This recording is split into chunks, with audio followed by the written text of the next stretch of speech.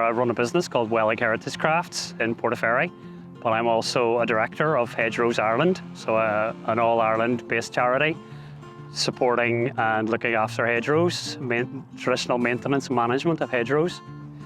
Ireland is not great for tree cover. We're still one of the least tree-covered countries in Europe, and therefore our hedgerow trees are so important for our stock of trees. Hedgerow trees being very, very important here. When they were enclosing fields, initially hawthorn was probably the only thing that was used. We would now try in a slightly more modern era to plant some other trees in there.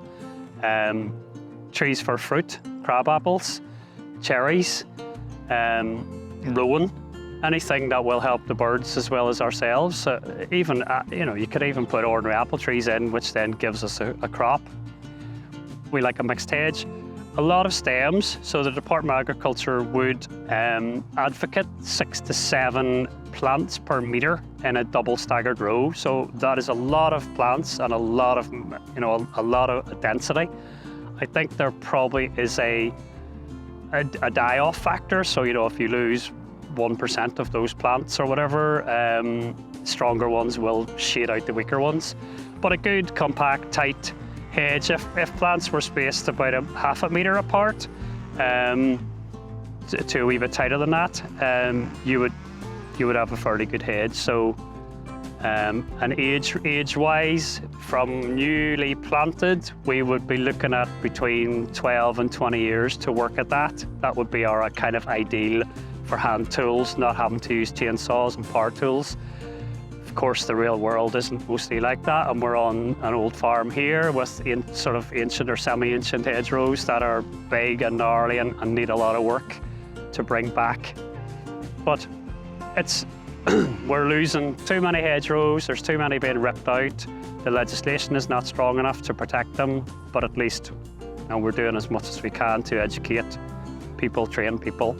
And it is addictive. We had some trainees here the last time who got really into the job and chopping with an axe, but they were really into what we were doing here. So hopefully, we can inspire some more people to join and kind of become part of the movement.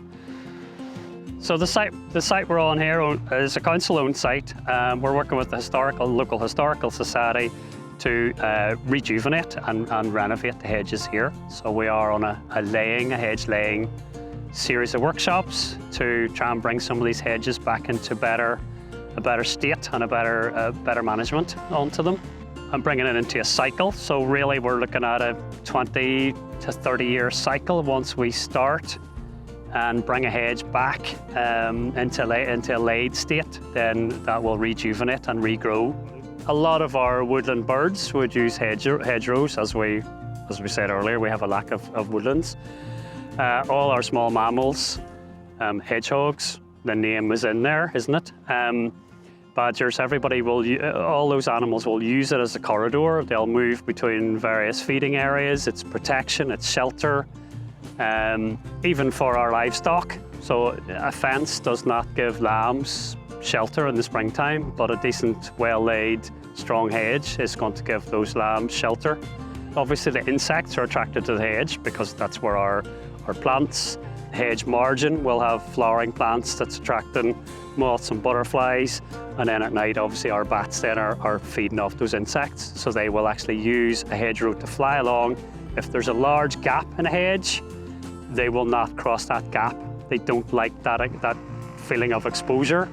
So the more hedgerows we remove, then the less flight distance there is for our bats. So everything is linked. We can link almost, all our wildlife can almost be linked into the hedgerow.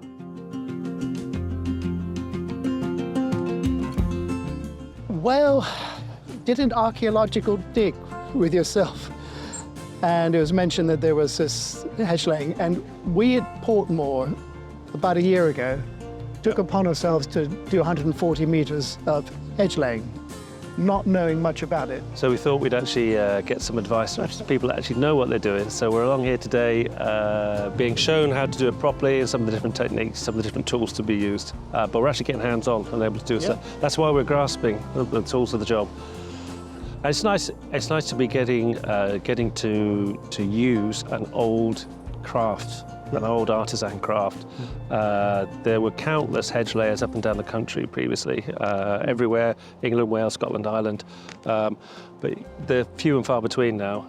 It's not exactly a dying art, but there's not so many people practicing it. So it's nice to be able to do something that people have done for generations. Oh, it's grand.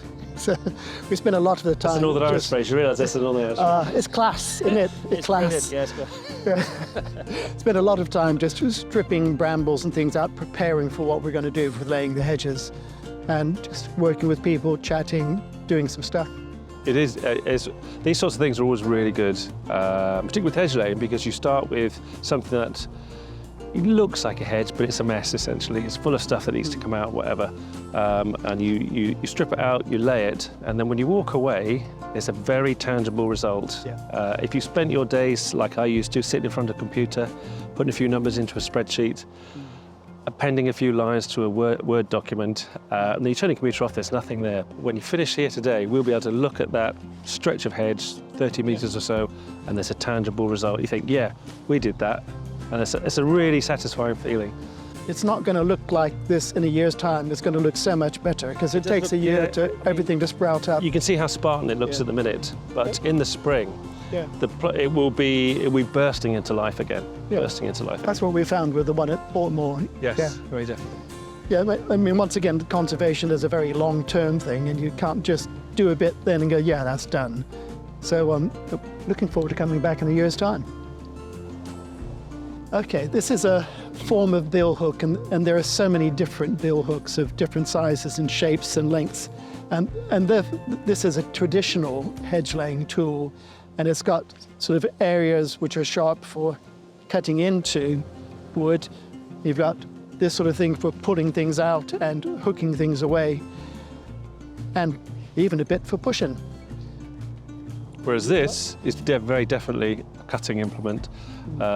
So with this, you're looking to cut into the base of the thicker stems of the trees, the trunks of the trees, to cut most of the way through, but to leave that little beat. And there's a technical term for this. It's a pleacher, I believe. I'm sure the expert who told us about it will correct me if I'm wrong. But yeah, so this. It's obviously a very sharp edge, and it's very good for stripping away that bottom of the tree to then be able to bend it over. You can also use it for clearing, but it's not as good as that, which is I suppose it's almost like an ancient Swiss Army knife, a multi-tool. Hedging multi-tool. It's a big Swiss Army knife, yeah.